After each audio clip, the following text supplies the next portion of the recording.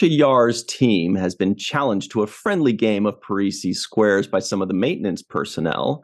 Professor Terrence Epstein is the leading mind in cybernetics, and Riker asks for a bone. Hello, everybody, and welcome to The Seventh Rule with Cirroc, Lofton, and Denise Crosby. Howdy doody. What's up? My name is Ryan T. Husk, and I should have said Epstein. I made a note that it's Epstein, not Epstein.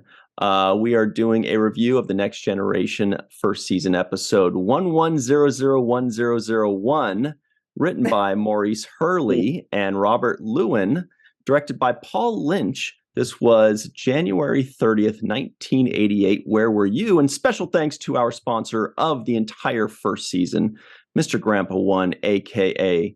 Tim Baum. How you guys doing? Oh, so good. Beautiful day in Southern California. There's so much here, by the way, with these outfits. Just when I pulled this up, I didn't realize it when I was watching the episode. I didn't realize it when I downloaded this image behind me. Everybody just listening in, it's the Parisi squares. They're all dressed up in blue. Somebody's holding this bag, and I just realized from the Star Trek cruise last year, look at this. That can't be a coincidence. Yeah. That's the bag. Oh, they lifted the Parisi square. Yeah. How cool is that? That's so cool. God, I didn't even put that together. Yeah, I didn't until right when I put this up in front of me. I was like, wait a second. And I ran over and grabbed that. So good on them. And by the way, Denise, you make this outfit look awesome. I can't wait to go find mine at my local hardware store or whatever. Man, I'm hoping that in some of these costume cons, costume contests at the cons, somebody does some Parisi square gear, I don't think I've ever seen anybody. I haven't either. That would win. Oh, that's so cool. That's just a great costume. Mm-hmm. I think right off top, I think the Blue Man Group owes you a check. Because that's inspiration right there. It's all coming together now. Where they got their look, their shtick. Yep. Okay, we need a costume contest where there's a group dressed up as Parisi squares, and then there's a group cosplaying O'Brien and Bashir playing their version of racquetball. Oh, yeah. And then guys, get creative with these costumes. We need some, we need to get more obscure. The more obscure, the better, They're getting really good at that. But Denise, before we hit record, you said that you do have a memory of these outfits, but you thought maybe you guys had played or there was a scene or something. I don't know. I think it's probably wishful thinking. I probably I created Parisi Square, the game in my head. And because I just don't think, I don't know, it seemed like we played, but I guess Can you explain the rules and tell us how you play the game, Denise? Well, there's a bunch of squares. There's gotta be squares. And so far, so good. Okay. We each get a that matches square, up. and we got to get the other guy off his square. Okay. And in those bags contains more squares. Well, really fun little square removers, little objects of removal. We each have one, as you see. So we each have our own kind of tools in our bags to get those opponents off their squares. This is another game you invented, which was American Gladiators. Yeah. And that's when they had the two people on the squares with the Q-tips, the giant-sized Q-tips, to try to knock the person off. Yeah. That's my version. One. That's what I envision when I think of Parisi squares. Yeah. That's Yeah. cool. That's really cool. It's a warrior game for sure. I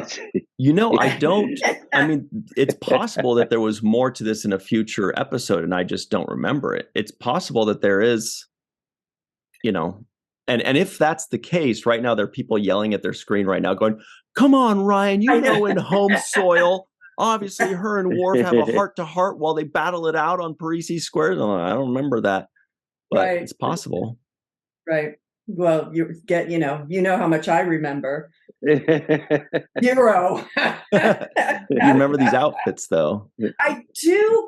Yeah. I mean, but again, I'm confusing it because there's a great photo I have. Someone took a still of Worf and I with Riker, and so this outfit is in my mind. It's like it's fresher than a lot of other things. Mm-hmm. But it's been memorialized in one of the headshots. Yeah, it's like sitting on my table at con. No, it actually isn't. I probably should though. Probably should try to get a screenshot of this. That would be great. Fun. It's pretty cool. Yeah, I like it. It's fun, and it reminds me exactly of what you were talking about, Ryan, when you said O'Brien and Bashir and that racquetball type game that they used to play. Yeah.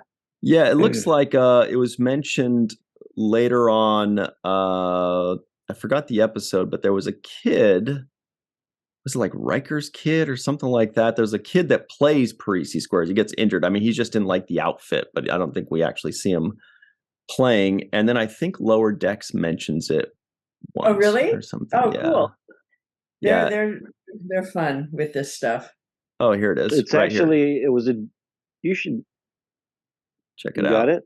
Yeah. This guy's right here, and he says, think about Parisi Squares. Okay. From Lower Decks. Okay.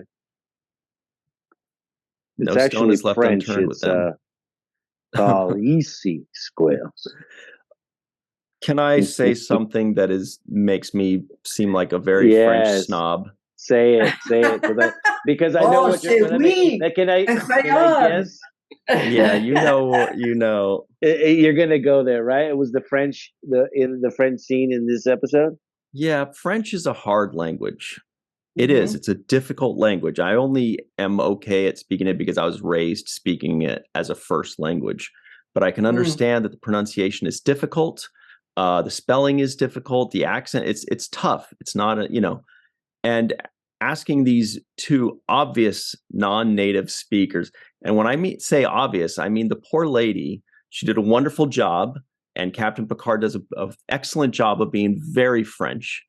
However, I was looking at the subtitles at the bottom, and I still couldn't understand what she was saying. I had to listen to it 3 or 4 times. If I didn't have those subtitles, I would have had no clue what was being said as a native French speaker. But that's just me being snobby, but whatever. Yeah, that's a snobby thing because I, as a non-native speaker, it sounded great to me.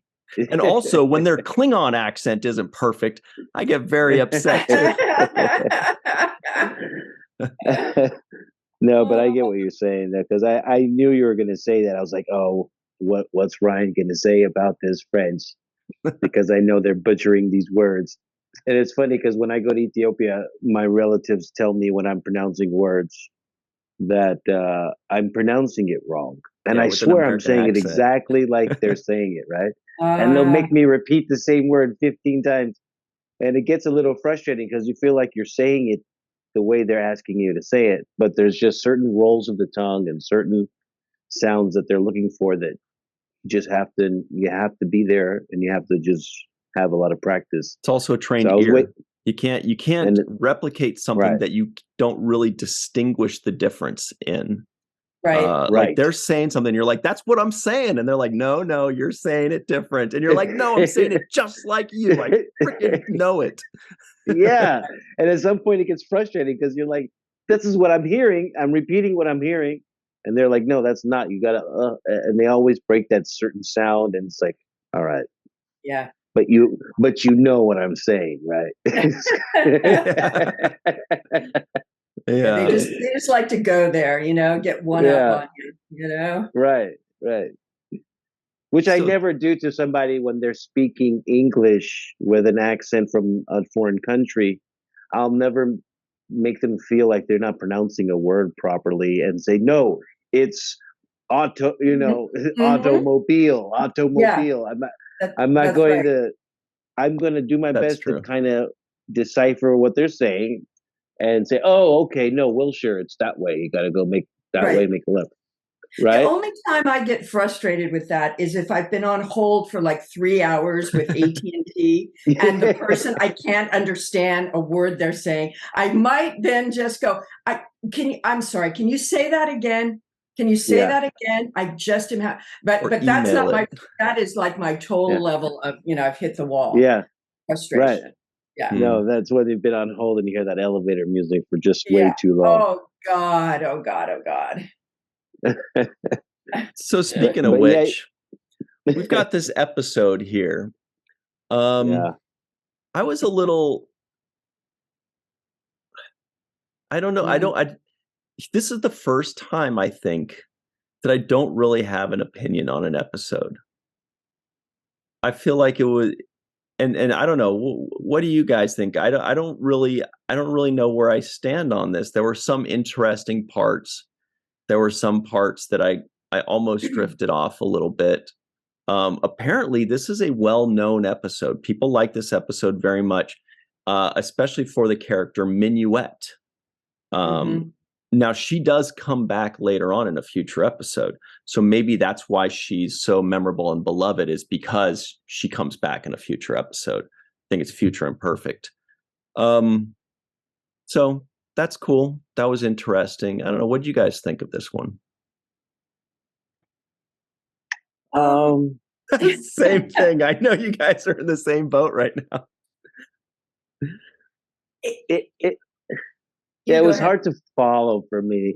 Uh, I mean, it was easy to follow, but too easy to follow because it was like, what is the mystery here? And I guess at some point they revealed the mystery was that they were going to that homeworld, but it took too long for it to play out, in my opinion. At some point, I believe at 20 minutes into it, I paused, looked at the time, and said, "Okay, I'm 20 minutes in, and it's slow. I'm just like, come on, get to it already. What's the point?" And so I didn't know what the point of the episode was damn near halfway through the episode, and that's where I feel like they were lacking. It could have gotten pushed along a lot further. There could have been an imminent danger to the people, like there was when they finally got to it and they evacuated the ship. All of that could have taken place earlier for me, and that would have raised the stakes a lot earlier. Besides me seeing this very slow, drawn out jazz scene and all of this stuff with this Minuet character, I wasn't buying it. I was like, come on already. So to me, it was just about pace, and the pace was off. Yeah. You know, it's there's no subtleties here in this episode. It is so obvious from the get-go that these Binars, with their side glances are Are up doing to no something. good. I mean, Yeah. it's like in the first shot we see them.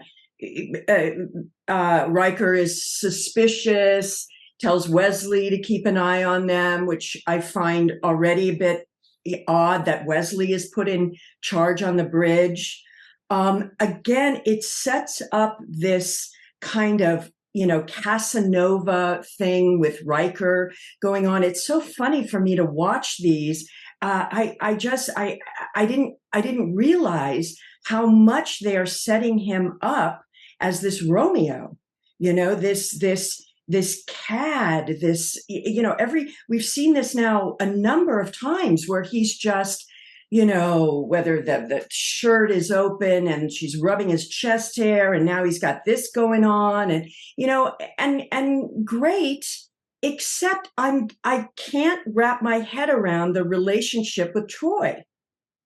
what are we supposed to, where are we supposed to stand in this? They've established this connection early in some of these episodes. They're pining for each other. There's a history together. There's obviously, they've set up a romantic link with these two. But whenever we see him away from, she's not in this episode again, which is another interesting point I will make. Yeah, I wondered about that. And I thought maybe it's got to be because she would know that the Binars are up to something, and then the whole episode doesn't work. Because I noticed that too. I was like, wait, there's no Troy. And so that's something I could think of. Episode we're seeing without her, and now it's refreshing my memory, because I just assumed she was in every single episode. Everyone else is. So I don't know if it was contractual. I just can't imagine it not being at this point. But I'm just having difficulty sort of squaring with who Riker is in his personal kind of morality a little. We know he loves his work. We know he's good at his job. He's, loyal but it's just kind of, I don't know. It's troubling with this conflict with. I don't know how I'm supposed to take the relationship at this point. Mm-hmm. I have to agree with you on that. I think that he is kind of playing a stereotypical kind of player male character that they had in that time era. I remember that the kind of the 70s, 80s. Male kind of Magnum PI type of guy, and I think that's what he's playing a little bit. And the problem is it doesn't fit well for a consistency of character that we rely on and who we want to think of him as a good guy. But in this, he comes off kind of like a horny player. Well, and remember, this team behind this show right now are the same guys that were doing the original. Right. And that's why he's the Kirk. Yeah. And remember Kirk's whole, swagger and his thing with the ladies. So it's which is fine if he doesn't have Troy there. Right. Which is literally right next to him half of the day. Right. They spend so much time together, so it's just awkward, and it's a little bit chauvinistic and cheesy. I was a little turned off by the whole, not the redhead. I need a girl, not a blondes or blondes and jazz seldom go together. It was very. I just thought it was chauvinistic. It was like, blondes and jazz don't go together. Okay. And then he's like, I don't want the redhead, something more sultry. And I just like the way he was being so superficial, actually. Yeah. And I thought that was a turnoff to me. I was just like, okay, Mr. Superficial, objectifying women. It just doesn't fit well. Especially under the lens of today and how we've seen these kinds of roles change. It just seems so outdated. Absolutely. You nailed it. I couldn't agree more. Absolutely. So it becomes, it's like, ugh, I don't want to see this. Taken right now, watching this in 2023. It's like, oh man. Doesn't and again and once it's like repetitive. It's the same, whatever planet we're on or whatever holodeck we're going to, it's can Riker get it on, Yeah. It's like he's kind of like the Bashir character in early seasons of Deep Space Nine, except Bashir did not Couldn't get the that girl. kind of luck. Whereas Riker he shows up and he's like, "Hey, who wants to hump me today, everybody?"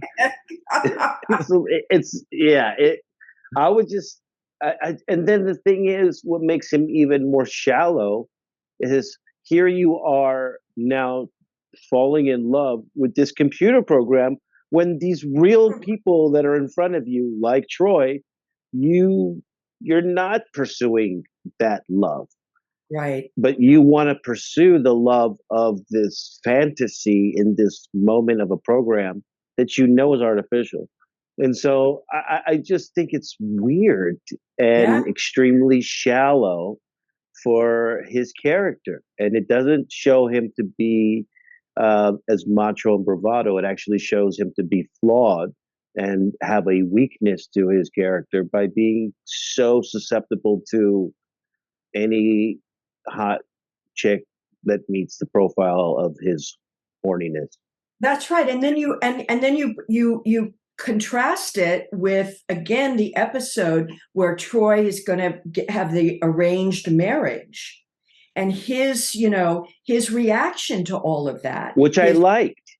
I liked right. that, but play that side of him more, where he's into her, that she's, explain that at least. At least explain and say, we can't be together because it didn't end well. So just go and do your thing or whatever. Something. I don't know. There's no explanation. It doesn't kind of fit in with then when he goes and he's with the one woman last week and now he's with this one on the holodeck and you're kind of going, well, wait a minute, where are you coming from? You had this kind of really extreme reaction with Troy, and were really taken aback by it and hurt and vulnerable, and you felt like you had lost her. But here you are jumping in bed with a couple other women, so it's like, I just, I'm confused by this whole little side business that Riker's got going on. Wow. And how many seasons? How many seasons do you think it would take for him to start kind of like looking over at Yar, like looking behind him, being like, actually, like on the bridge? Hey, what's up, Yar? Do you think? I'm kind of thinking these writers might have written that in, right? It might have been. Who knows? And it's like, no. Commander, stay facing the front. Don't look at me that way. What if he breaks out the trombone? The bone? Well, if he breaks out the bone, there's so many things that we can. It's negotiable. Let me just say that. And that was funny. That the black guy in this episode who was in the nightclub, he's like, "Yeah, man, the chicks dig you, man. That chick digs you." Like, I'm like, first of all, it would be nice if there were other chicks to choose from, and there's one person in.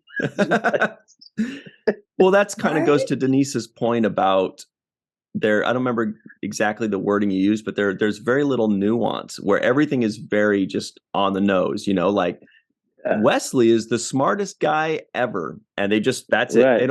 They just tell you that that's what it is, or all the chicks dig you. Let us figure it out. Let us go. Oh, it seems like all the chicks, we're smart enough to figure it out. We can tell if all the chicks dig them. We don't need to be told.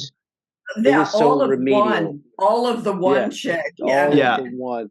Yeah. My favorite line was "Don't quit your day job." Actually, that was my favorite line of the episode. I know. That one guy, he was saying what was on my mind, which was this is corny. Right? Well, we've got to hop to our break, and there were a lot of things in this episode to me, and every episode I think that feel outdated. It's just going to be like that with hairdos, with writing, with outfits, but there was one thing that was the opposite, where I actually had to stop and make sure I was watching the correct episode, because I was like, there's no way this is 1988. This feels like 2000. Like, I literally stopped it to check and make sure. But we'll talk about that in just a moment. Stick around. We'll be right back on the seventh rule. Oh, hello there. How are you? Welcome back to the seventh rule with Denise Crosby and Cirroc Lofton. Hello. What luck. My name is Ryan T. Husk. Here are the trivioids of the week very quickly. The Enterprise is having a routine maintenance check at Starbase 7-4.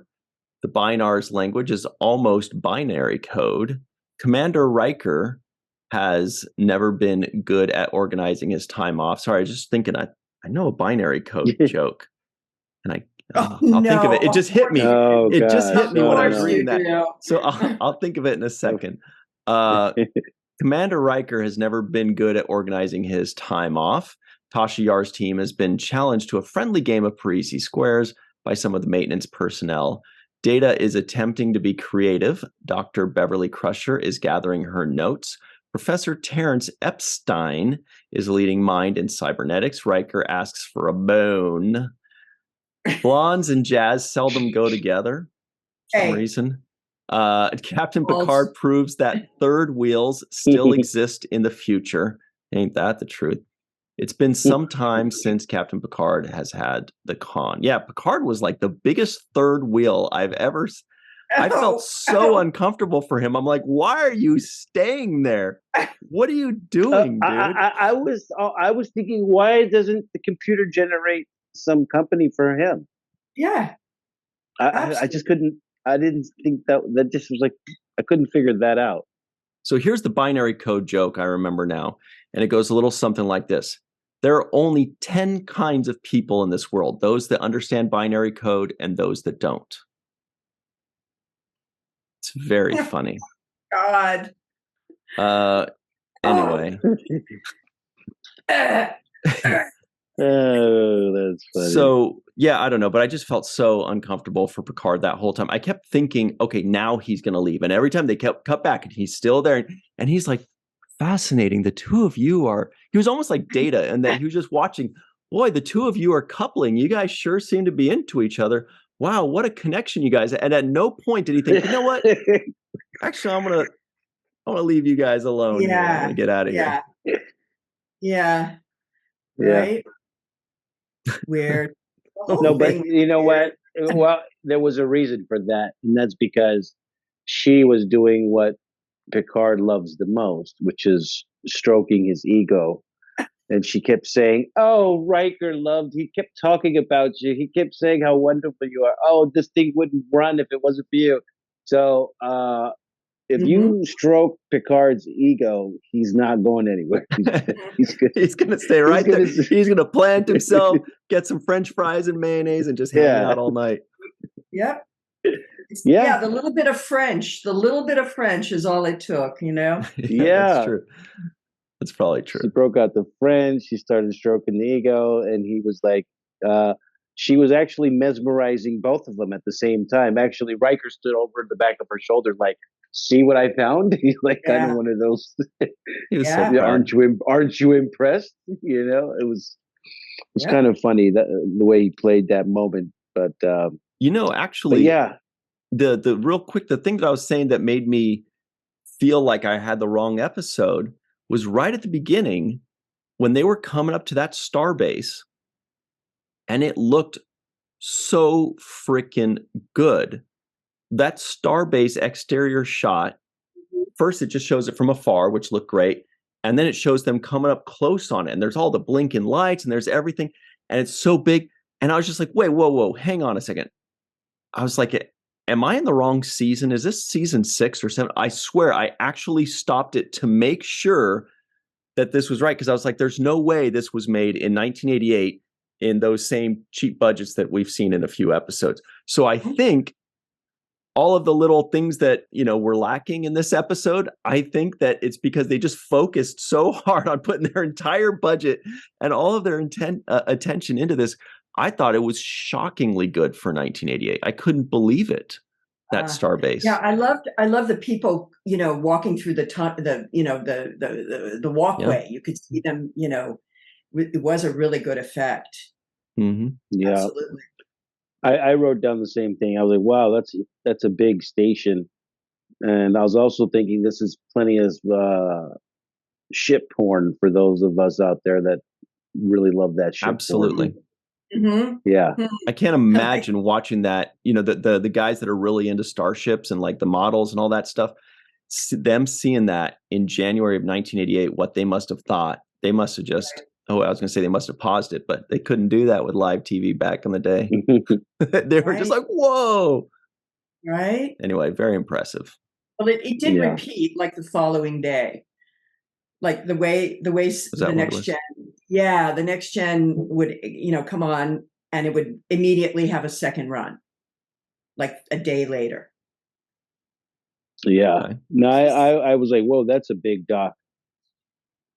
Cirroc. Cirroc. It's a big doc. It was a big docking day. Can we just talk really briefly? Please. First of all, I'm seeing a lot of Data and LaForge kind of building their bonds together. I thought I got a little bit of that in this episode, and I really like to see the two of them working together. And we got more of it. I enjoyed that. But on that note, I don't know. Like I said, they're writing Riker's character, at least in this particular episode, in a very old school model of this macho kind of stereotype.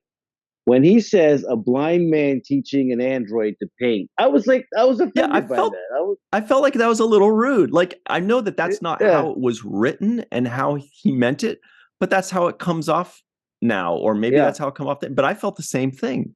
I was like, you don't have to be a dick about it, Riker. You could just say, oh, this is great. You guys work together. This is wonderful.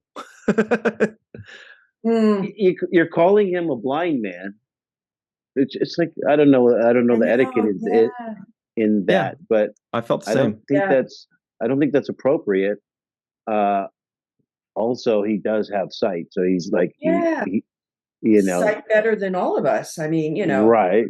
But it's really, you're right. It really minimizes. It's minimizing both of them. I wish that when he left, completely minimized. I wish that when he left and closed the door, they just went, dick. Just an android. An android getting creative. Like it's like, right. Yeah. It was a dismissive thing to say to these guys who are part of your crew. And also, I did see LaForge. LeVar played that moment like it should have been, which is, I didn't think that joke was funny and it was offensive. So he actually played that moment that way when his reaction. And that's coming off the tail end of Riker commenting on Data's artwork. He said, LaForge goes, I told him to, paint eggs or some sort of egg or something. And Xylo eggs. Yeah. Yeah. Oh, that's what that is? Yeah, that's what he said. Yeah. There's a dismissive comment right there, hostile. Right. But that could have just been that he doesn't know what Xylo eggs are. Okay. I didn't. But I felt the same way as you did. Yeah, for sure. That just the whole, it was meant a little playful, I guess, but it just came off like, even if it was playful, it was insulting or diminishing or something. Like why not just say, oh, wow, this is amazing. Great job, guys. Because he's saying, take notes or keep a log, because somebody will want to read. I mean, this is a really amazing thing. Like, it could have been so positive. But he was playing it with sarcasm. Yeah, he was saying it was amazing, but he was being sarcastic instead of just actually being amazed by it, right? And saying, hey, this is a historic moment. Actually take notes. And I just thought it was dismissive, and it's basically reductive identity. It's like reducing your identity to your blindness and your identity to your androidness. Right. And we know that these guys are way more than just defined by one term like that. And it's just really offensive to me. I did not like it. And I'm glad that LaForge kind of looked at him like, and kind of moved and turned his head towards Data And Data looks like, Data's like, all right, kind of one of those. I'm seeing that you're offended by it, so I think that was an offensive moment thing. But he doesn't go too far. There's no words there, so it's all me just reading into facial expressions. But maybe I don't know, Data's going, play that well. Noted. I had no idea that Commander Riker said dumb shit sometimes. That's, maybe, you never know what he's thinking. He might just be like, oh, fascinating. Riker can be an idiot sometimes. Huh. Yeah. Oh, wouldn't that be great? Yeah. Wouldn't that have been great? Yeah. Yeah. Although, speaking of identity, I did find it interesting that when the Binars came in, that they mentioned, they are not men and they are not women. They are a joined pair. So that doesn't really explain what they are, what they identify as, but they certainly, I guess, identify as a pair, not men or women, and did kind of remind me of Enemy Mine, which came out around then, which I think is one of the best sci-fi movies ever, in my opinion. Really loved it. Dennis Quaid and Louis Gossett Jr., if I remember correctly. But anyway, that was cool. I think it's cool that, Star Trek always kind of explores these kinds of things, even out in the 80s, because, why would we ever expect that every alien species out there would happen to look like us, have a male and a female, would, be within 6 inches of height? Oh no, this is the short alien. They're only 5'4". What if they're 2 inches, But anyway, so it's really cool that they would explore all of these differences, including genders. Yeah. Yep. Yeah, I thought the same thing. I also thought that the idea behind the Binars, basically they are a group of people that are integrated with the computer system. And I thought to myself that, that's essentially, and I thought that's very forward thinking for next generation at the time, because essentially that is where our technology is trying to go to. It's trying to find a way to preserve consciousness inside a robotic state, inside of a computer. Oh yeah, what's that called? Transhumanism, I think. It's a kind of a transhumanism effect. There's all kind of investments in transferring your mind into a digital realm, essentially. And once that's accomplished, then they believe that you can live forever through in a robotic sense. But that's not too far from this idea of these binaries, these binars, being so uploaded and integrated into computers. Right. I thought it was a pretty forward-thinking idea, to see the embodiment of that. Because we're already at that point where people are getting microchips installed inside of them, and they're literally integrating themselves into computers. They're putting RFIDs inside of them so that they can open, security doors or have access to different things. So people are trying to integrate themselves with computers all the time. We have medical devices that automatically read heart rates and all kinds of stuff inserted in your body. Yeah, there's a commercial running right now for, sleep apnea, that, they no longer have to wear that, CPAP machine. Right. That people that have that they, right? I mean, God, and they just have a little, something's, embedded in them, and they have, it looks like a TV changer, control. They just go beep, it goes on, and it controls their sleep apnea. Oh, that's unbelievable. Yeah, I have a similar thing I've actually been able to do for a while. When I go to the grocery store, the doors just open for me. Open right away. Yeah. I'm like, I don't know if that makes me a superhero or a cybernetic being or something, but it's pretty like every time. Like every market? Every one of them, except in off hours for some reason. I guess I'm tired. Okay. Yeah. I'll cut that out. But you're right. That is a really interesting progressive concept. Thinking about that and how, their whole life force was contingent on this, this computer up and running. I mean, it's kind of terrifying in a way that this too is what in many ways our whole system of operating, not personally, but our system of banking, of how we live is controlled this way. So it's just, this is God, Yeah, it's a very good concept about the way that our operating systems work to basically survival. And in this case, it was the Binars and their survival for their species. But like you mentioned, our operating system, we had the other day where all the flights were canceled because they couldn't get there was some kind of problem with the air traffic control and all of the data being processed. So they had to ground all the flights. So, I mean, if we were to suffer some kind of central processing unit malfunction like they are, that means trains, flights. I mean, it means everywhere, everything's going to come to a halt until we find a way to get everything back up and running again. Or, go off track. I mean, you can, if people start hacking or whatever, we know what can happen. You can just rearrange stuff or I mean, again, that's what is what we're dealing with AI right now with if they go rogue, or they have those hallucinations that they have, and they start, we don't know what's real or what's true or what's false. Which is another thing that they brought up, which in this episode, exactly. which I like, which is we have a fear of AI going rogue and doing what it wants to.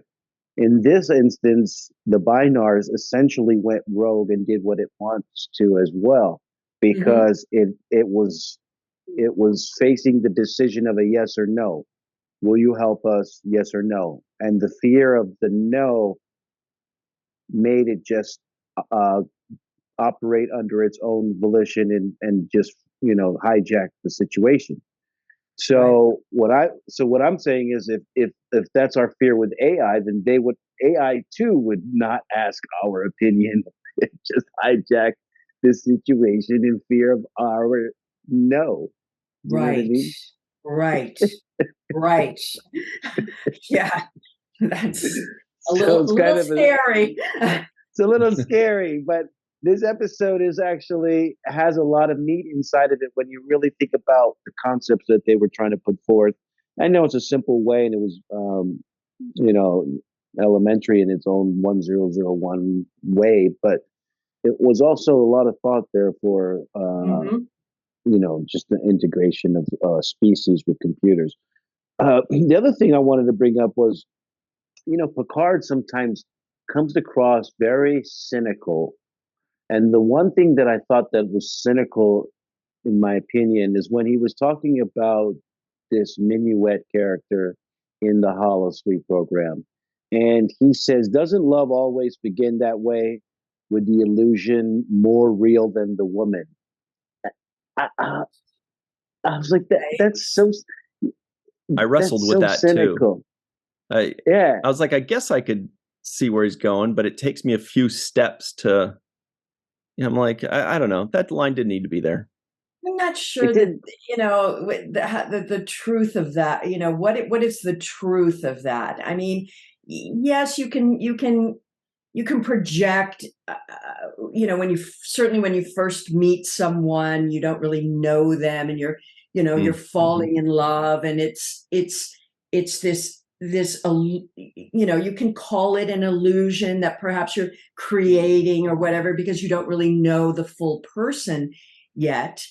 But you're right. That's a very cynical way of thinking, of even going to that place. Why even, it's really kind of inaccurate.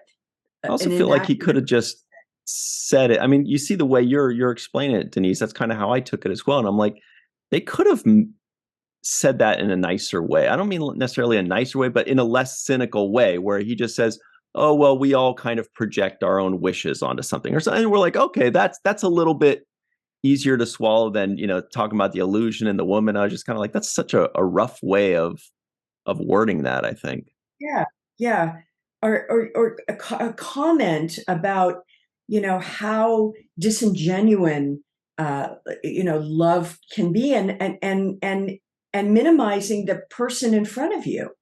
Again, that the illusion is stronger than the actual woman before you or man before you. And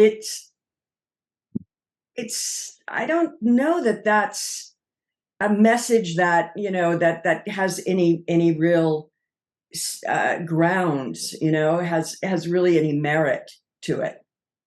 Yeah, but I also think that if Picard approaches life that way, then it is telling to me about why he has had dysfunctional relationships.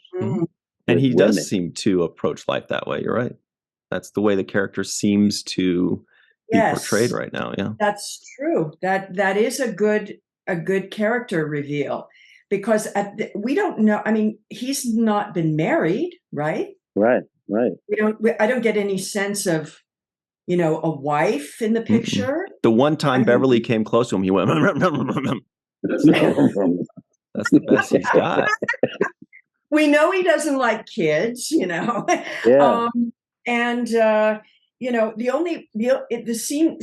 the only real love of his life has been Mama. Remember when she appeared on the bridge? He's like a mama's boy, and it's interesting. Yeah, that does say a lot.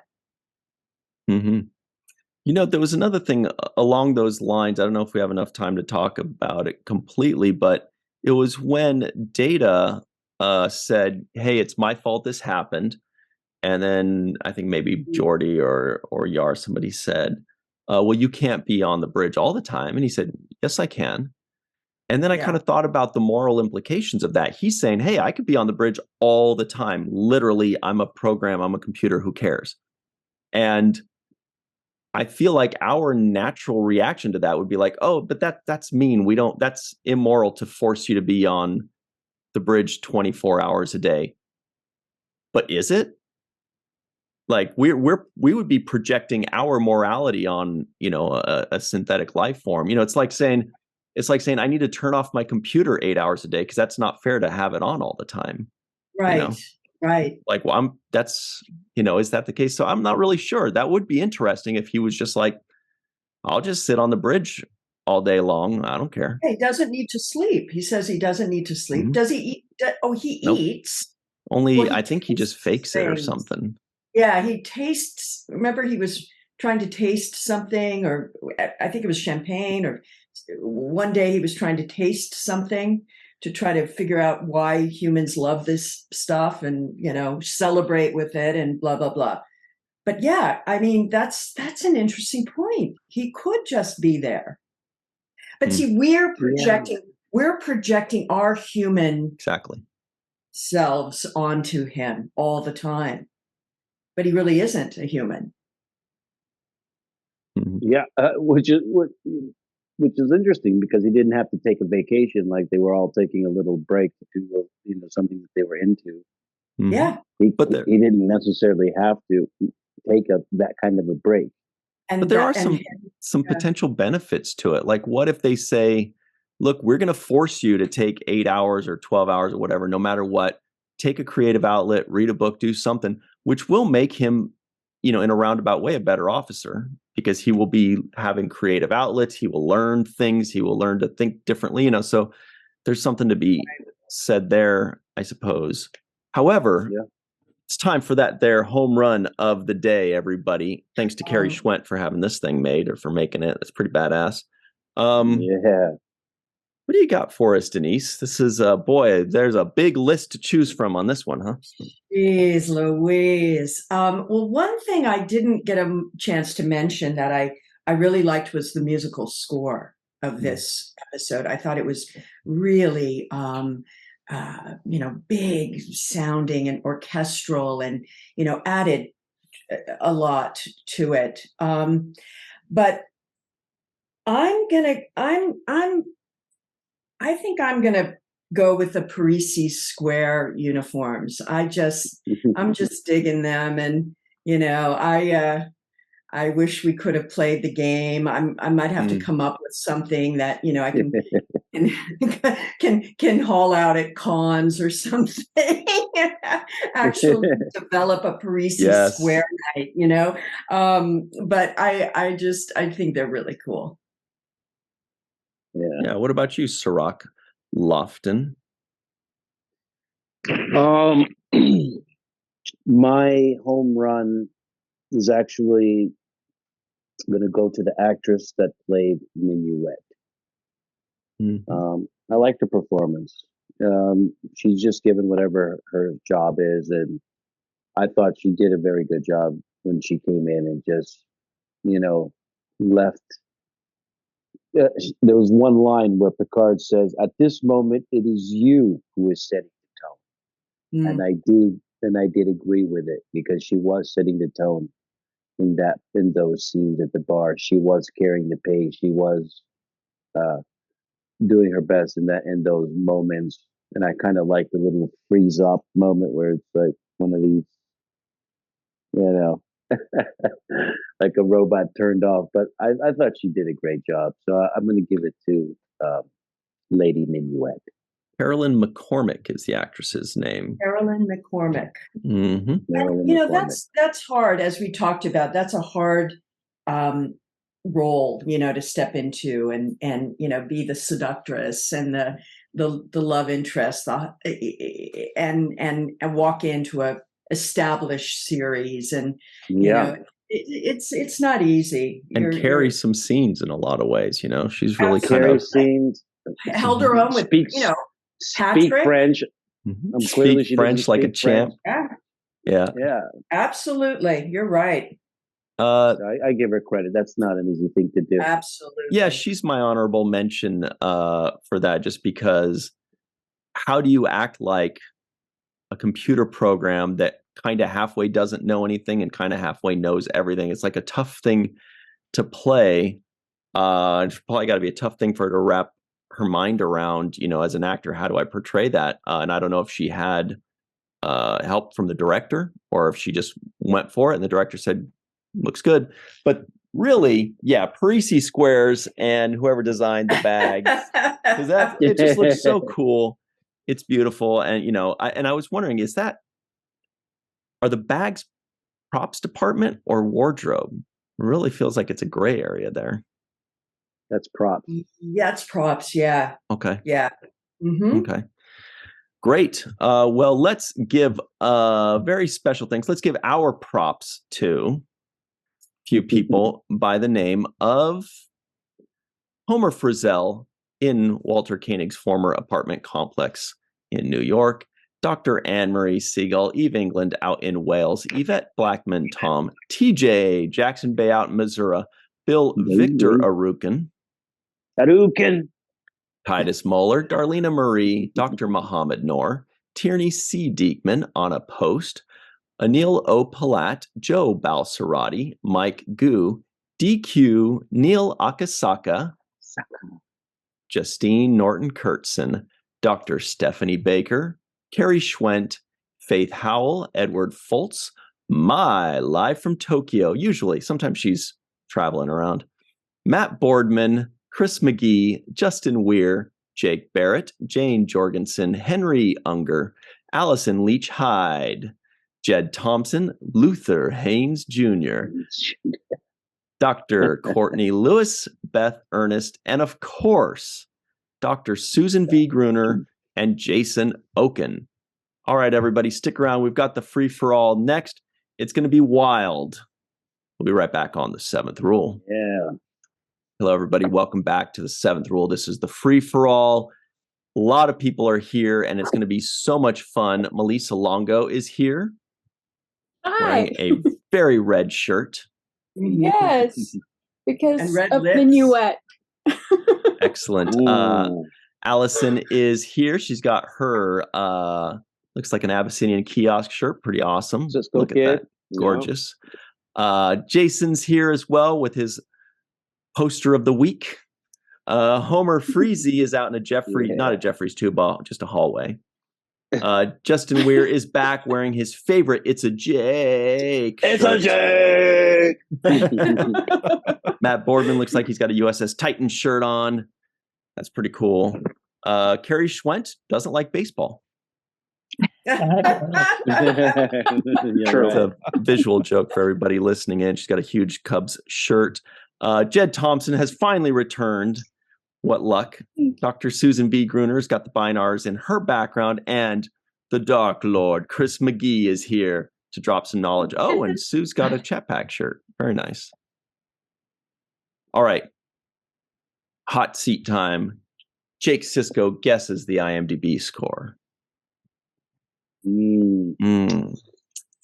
I'm going to go with a Now remember, 6.3.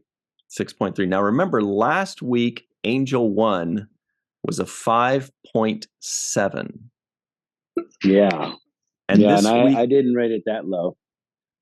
That's why I was thinking this might be worse, but I don't know. 6.2. Let me downgrade that a notch. 6.2. Anybody else have any guesses that doesn't know? 6.8. I'm going to steal a 6.3. Yeah. 7.2. Yeah, I was going to say, 7.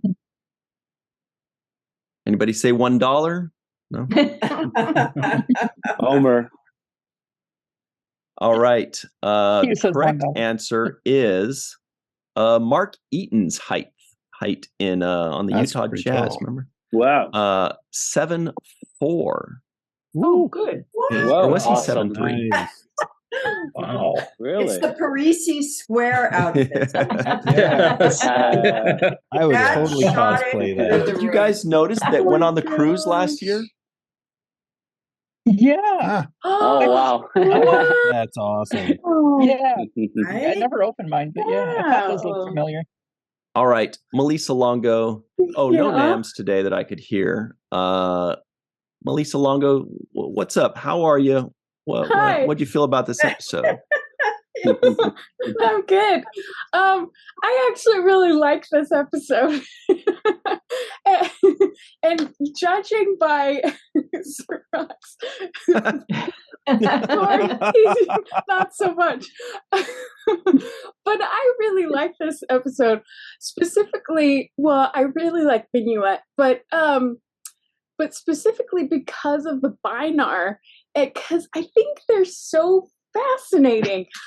This is the first time to me it felt like we were dealing with an actual alien species rather than, aliens that look like more humans. And I liked that they had a different way they carried themselves and the different way of communication. And I think all of the actors that portrayed them did so well of working off of each other during the dialogue parts. And I want to go to Binar to see what it's like and see what it's like to see these beings walk in pairs and how they operate on a day-to-day basis. And maybe it's just me, but from this episode, I got the feeling that the Binar were the first to fish around, for the creators to fish around pre-Borg, of the idea of combining organic species and beings with computers and such, and like big collective mainframes, and playing with that idea. And to me it worked. There were a few issues that I had with it. Specifically bone. I don't know why the computer would automatically know what a trombone is by Riker saying, and for me, a bone.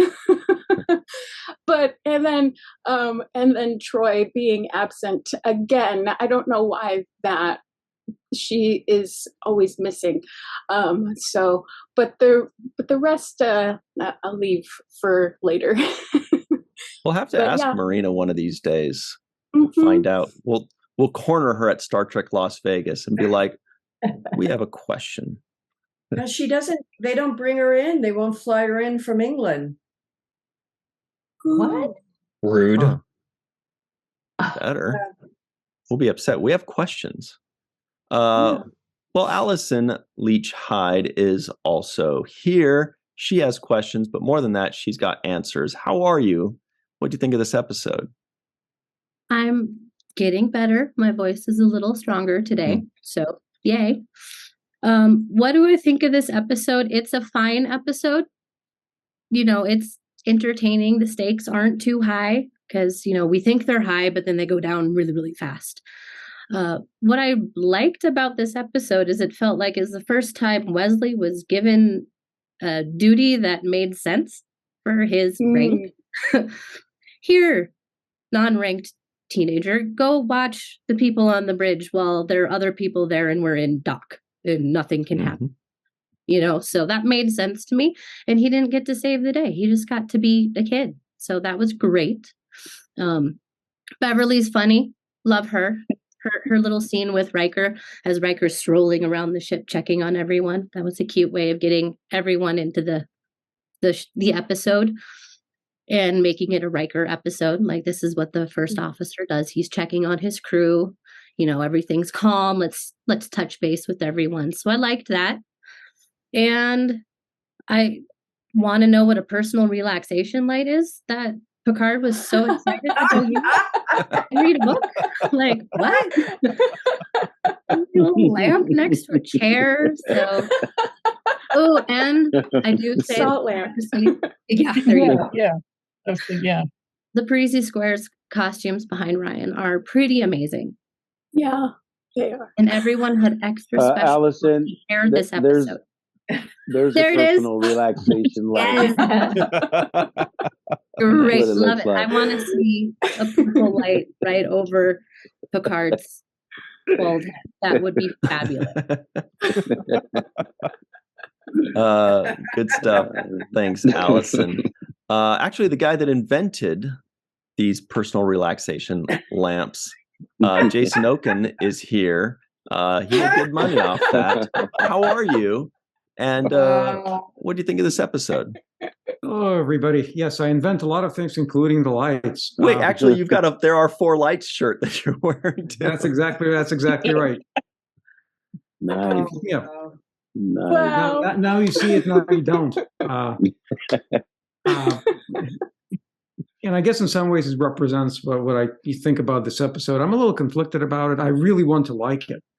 I think certainly the concept of the Binars is a great concept. They are truly one of the more sort of real kind of alien imaginative species. So that's really good. I really like the music. Again, I think it's a continuing theme for a lot of these early episodes. I think Ron Jones composed this one, or at least arranged some of it. I think the theme that they picked for the Binars, even though it's kind of synthesized, I guess it fits the characters quite a bit. So it works really, really well. I think, he also used a part of the motion picture theme when the Enterprise goes into the space dock. Not the sort of modified TNG theme version, but the actual music from the film, which works really, really well. But I think, the ideas are there, but to me, the execution was lacking. I think the story is a bit underbaked. I don't necessarily buy sort of this relationship that Riker has with Minuet. I think something is missing. They were trying to get there. It didn't kind of connect at all with me. Something was kind of missing. It was too fast and too deep for something like that. I think some of the way the episode was shot, I had issues with, and I mean, go into some of that later in the second segment. There were some disconnects, both again in the execution. It's even for that period of time, I think the pacing was kind of glacial. So there was a little bit off for that. I mean, I give it high marks for sort of aiming at something, but not necessarily very high marks for execution. That's probably Cirroc, why you thought the score was a bit lower, and I'm with you there. on the score. I think it's, in my mind, it was just missing something. I do like the Parisi Squares uniforms. I know they put, Michael in that, and to see a Klingon in this kind of uniform was kind of interesting. And one thing about Michael, and Denise, maybe you can talk about it. I think his delivery of lines as Worf changed over the years. It was kind of stiff at the beginning, maybe a little bit, and it changed over the years. I don't know if you've noticed that, but there's quite a bit more. He seemed more relaxed as years went on.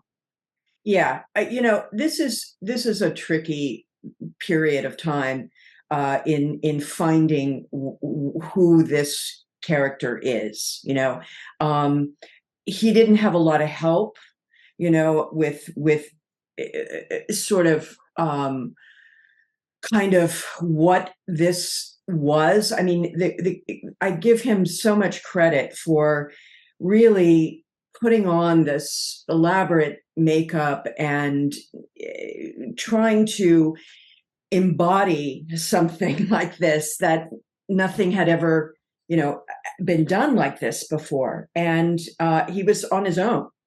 There was no coaching. There was no, a lot of times actors, certainly now, and if you have certain stature, you can ask for. You have physical trainers. You have you're working with motion experts, or all kinds of there's all kinds of tools you can cull from, and sort of play with, and none of that. So he was completely on his own in the woods. And it evolves, it evolved for him. And I've not seen him in Picard, but I would imagine it's quite a different sort of, character at this point. Great stuff. Yeah. Good old Worf. We love him. Not easy though. You know who else? Who else we love? The #1 Eagles fan, Homer Frizzell, in Walter Koenig's former apartment complex. It's just a building. Just one building. Yes, I don't know. I think Denise is also a big Eagles fan, and I wouldn't lay claim to it. It's all of us in it together. But yes. I have two things. One of them is like, did Riker all of a sudden shift into 1958 New Orleans speak? It's like talking about the girl and the language is like, whoa, dude. I guess maybe that's something more for later. My main thing now is like the Binars. I'm hearing myself, and it's not good. But the Binars, I'm like, who is in charge of the due diligence of the vendors? On Space Station 74. I think Quinteros also needs to be held accountable for this mishap. Seriously. Yeah. Okay. Good point. That's it. I'm done. Get him. I was kind of curious at some. I was I agree is this with that. Quinteros guy like in on it too? Yeah, agreed. Right. Yeah, and then he comes to me. He's like, "No, sorry, I'm busy. I got to do this, whatever he's doing." Yeah. But my thing is, like, the Binars, although there may be friends of Starfleet, are not in Starfleet. I didn't see an insignia on their uniforms. So since when does any military let a non-military personnel work on their equipment? Yeah. Can you imagine me going to the Navy? Sea Crusher, hey, Wesley. Watching. Right? I'm just Wesley like, don't you have to be part of Yeah. the Federation, work on the Federation computer, or was an outside contractor? Yeah, there'd be secrets and stuff. Well, Yeah, all of a sudden we're going to add two more credentials. Binars to the mix. Yeah, I mean, obviously, like even Yar says, you've got 3 ships here. This is obviously it's like a gas station, this, space station. I mean, they pull in and they get, revamped and modified and checked out. And so I guess these Binars are approved, they're regulation mechanics, computer geniuses, basically. that get subcontractors. Yeah. That's not good enough. Still Not don't good enough. trust him. Traveler. Still don't trust No. him with the bridge. Well, clearly, and and rightfully so. So somebody we're also watching very suspiciously is Justin Weir, aka Shag 840. What's up, Justin? Welcome back. What do you think of this episode? Hey guys, I like this episode a lot. I think this is it's basic sci-fi. Like, it's a standalone fun episode. We get these aliens that aren't humans. Looking up this episode, I discovered that they originally intended this to be the episode before the episode The Big Goodbye. Like, the Binars were supposed to cause the problems with the holodeck, and The Big Goodbye was the problems. But they switched it, and they mentioned in this episode that they had some problems with the holodeck before with The Big Goodbye. So that was cool. And the Starbase shot, that was reused from Star Trek 3, Search for Spock.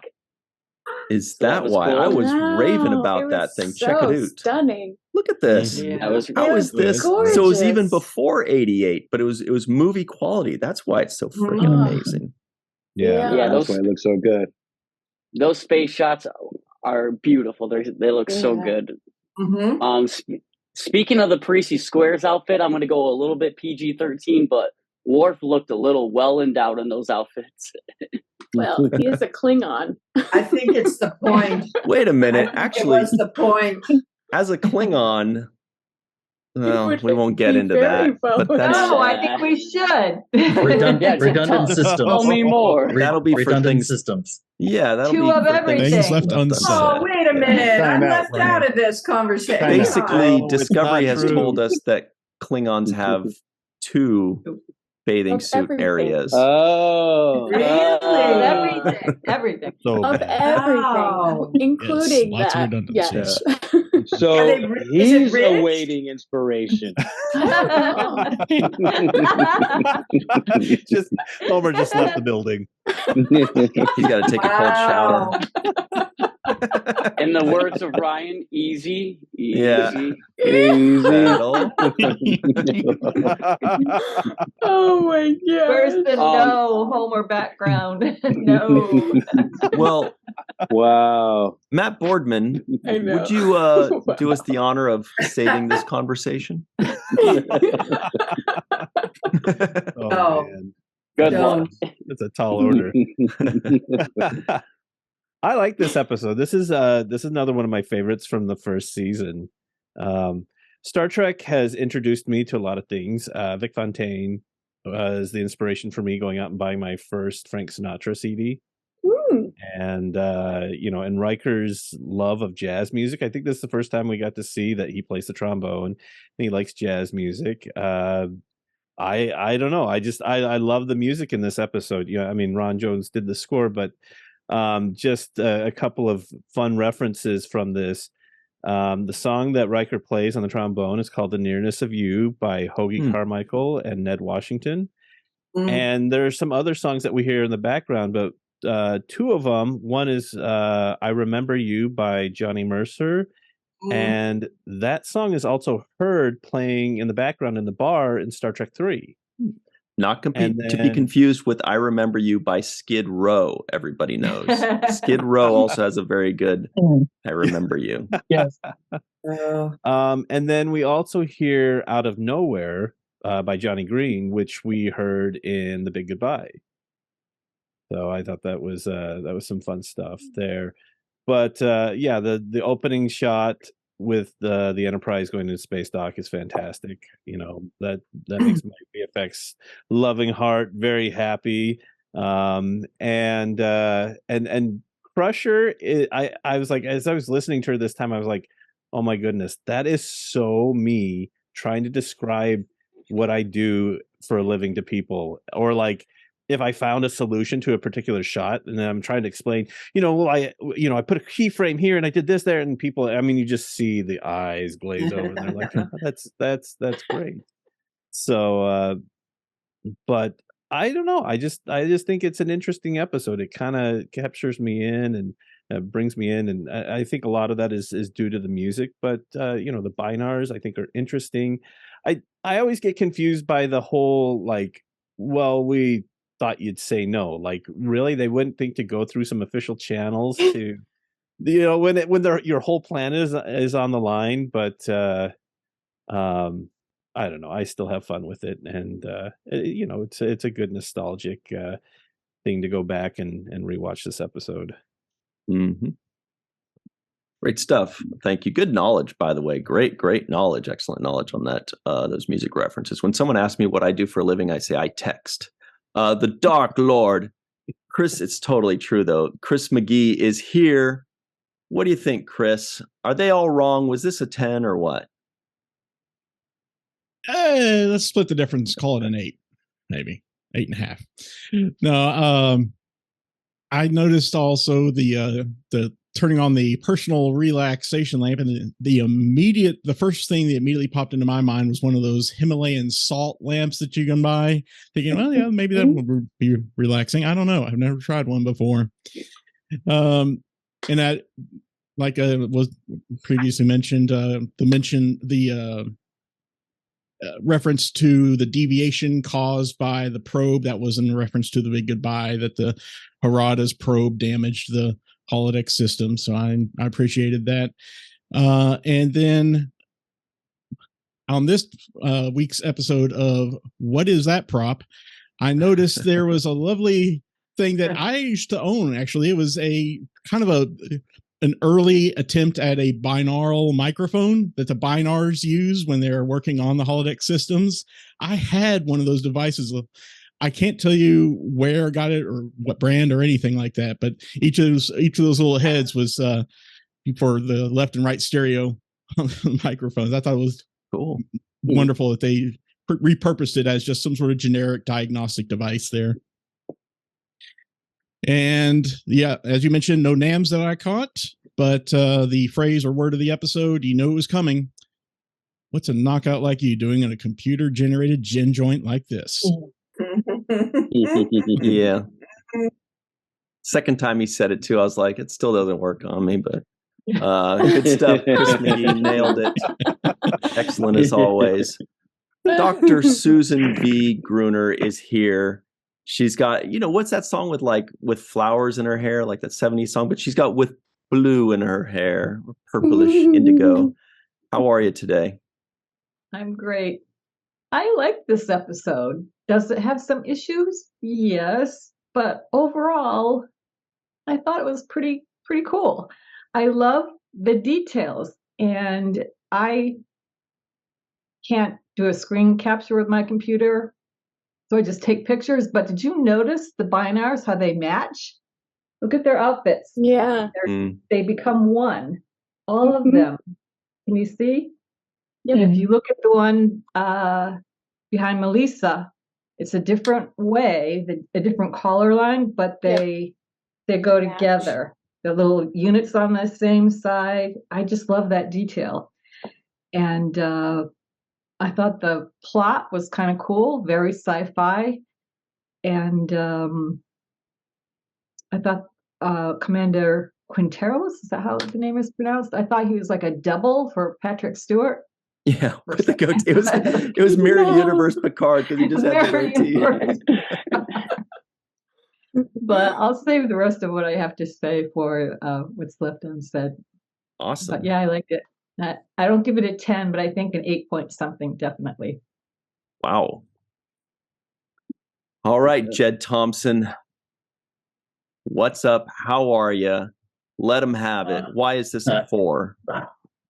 4 out of 4 stars, you mean? Yeah. I like this episode a lot for a lot of the reasons obviously you said, and I've got a lot of things left unsaid, a lot of some nitpicks, et cetera, but I want to get into Star Trek and the social side of things here for a moment, because I'm going to ask Denise a real quick question. I promise it's quick. And when you have the Binars with one gender, which is a third gender for binary people and there are non-binary people out there in the world, and as we've all come to know as a society over the last few years and has come into Star Trek much more frequently recently, this is something that was not seen. You could do it with the aliens easily because they're alien in the 80s and even not in the 90s. And I'm just curious, and I don't expect you to actually remember if there was any conversation about this, Denise, but do you remember any sort of societal conversation about this, about them being non-binary? Like within on the set, or yeah, if you once it aired, or I mean, again, for I think all of us, we always embraced those ideas, the concepts that were being put forth that would make all of us realign, think of something we hadn't considered, see everything from a new perspective. That's and again, that's what we were talking about with this. That to me is the takeaway from this episode. That the writers went into a place of of a conscious kind of exploration of gender and non-gender and all of this stuff that was, 1987, there was no conversation, right. So this was revelatory for all of us at the time. It was exciting. It was expansive. It was mind expanding. All of the takeaways that you get as an audience watching it. You were a young kid watching this. We as actors were having the same, sensations, the same thoughts and provocation and cracking open. And I have to say, I identify as male. I'm not non-binary, but I have to imagine that someone who may be non-binary may see this and go, that's, I identify with that culture. And, it may not be presented as human, but there's that. And that is important.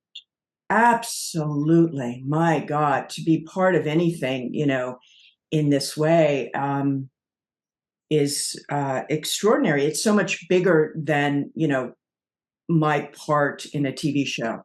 And Star Trek continues to remind me of that, over the years. When I watch a show like this after 36 years, having not seen it, and go, wow, not only were we talking about the Binars and presenting the Binars without commenting, by the way, there's no comment. There's no, none of the crew is like going, oh, wow. Well, what are, how do we react to them? And what do we call them? Or, what we're kind of going through right now as a, culture, society. But, we're also talking about a species that is integrated with a computer, which we're talking about now as well. And so, that's the coolest thing about Star Trek is this stuff. And, that's why you guys all love it. And, why I get excited about it when I watch it now, and go, God, yes, thank you for reminding me, that and sharing this with me and pointing this out to me, because when I was in it, when you're in it, you're a little too close. Unless it's really standing out as something, but you're just kind of trying to get through the day, man. Memorize your lines, shoot the damn thing and go home. And you're so. But now it's been so fascinating. 36 years out, watching this for the first time again, and going, wow, I can share with you in this, these ideas that are being talked about, presented. Agreed. Great stuff. Way ahead of their time, as always, which is really cool. Thanks very much, Jed. Carrie Schwent is also way ahead of her time. That's why she's wearing a baseball shirt when everybody knows the season doesn't start for another few days. Actually, it will have when they hear this. Maybe you're right. Carrie, what do you think of this episode? This one is fun. I enjoy like Melissa. I enjoyed Minuet very much. I've loved that actress going back to her days on Law and Order. She's got one of those just great voices you could listen to for hours. And Picard at the end when he's sitting at the con and he's thinking with his fingers, trying to remember which buttons to push. I do that all the time. All my time in retail, when I'm looking for a button, my fingers are just going. And Data, when he's trying to paint, standing there getting inspiration, that sort of look on his face is what I imagine my face looks like when I'm coming up with my haikus and the limericks. And I've got a bunch of little things, but I'll do the limerick and we'll save the rest for later. But I think this limerick is probably one of the best ones I've ever done. So here we go. 110101 010101 1010 111010 00101. I think you're right. Carrie. Yes. And I will have a translation of that. Bravo. Yes. Wow.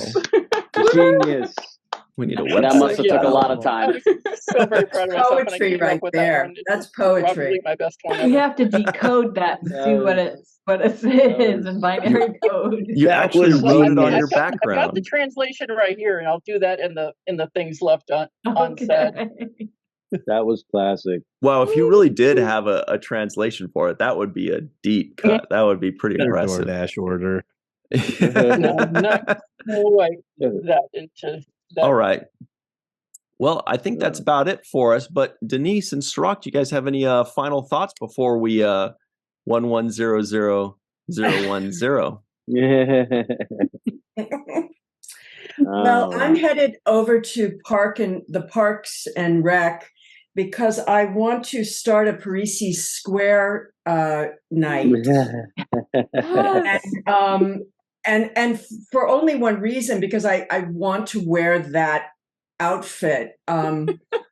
Again, of course, some altercations at this point. But nothing a good pair of Spanx can't fix. You guys are just so much fun. It was really fun watching this episode. Again, I love the Binars, and I love the introduction of this idea and this race and this species. And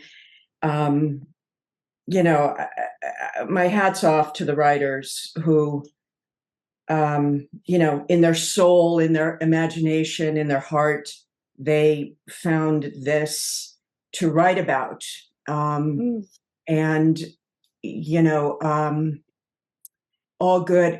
Just this episode really, there's some things I struggle with. The whole Riker as a Casanova is getting kind of Oh, don't old. That'll pass real soon. Just give it like 7 more seasons. I get, whenever Troy's not in the episode, the guy, goes to the holodeck and, he's a bit of a cat at this point. I'm sorry. But that being said, I love the integration with the computer, with the Binars, and everything about them, and these concepts that are being introduced in this episode are really kind of deep and rich. Yeah, my last comments are a little bit lighthearted. The first one is that when the Binars were talking in their little 4-man group, I thought of the Minions when they have that little language. It just reminded me of how the Minions they have that little language they talk at. So that was one little cool little moment for me. I was like, hey, that's the original Minion conversation. Speaking of which, by the way, real quick, in French, mignon just means cute. That's all it is. Okay. It just means cute. So I think that's where they got, like a minion is a little. They're so cute. Yeah, they are cute. Yeah. And then my last thing is, as soon as Riker saw Minuet, he wanted a rusty trombone. I don't know. I'll leave it at that. Wow. Well, it looks like I am going to have to edit this episode. I thought we were just going to smooth sail right through it. Hey, it wasn't clean. It wasn't brand new. All right. I wish we had a trombone like sound effect. It's like womp womp womp. I wish Ryan, you would do the actual French for us. Yeah, the way I thought you were going to say. I wish Ryan, you would just shut the hell up, but you didn't. You said something much nicer. I think. If you gave me the words, I don't remember what they said. When they were saying enfant, that means at the bottom of it. But I thought she was saying enfin, which means well. Well, that's enfant. There's enfant, enfant, and enfin. Wow. And Jed, I think the look on his face tells us everything. Yeah, we better get out of here. You lost me. Anyway, we'll see y'all next time, everybody. Thank you to Melissa, Allison, Jason, Homer, Justin, Matt, Carrie, Jed, Sue, and the Dark One, Chris McGee. For myself, Denise, Cirroc, and Mr. Aaron Eisenberg, and the Binars. Thank you all for joining us. We'll see you next time. Until then, always remember the 7th rule.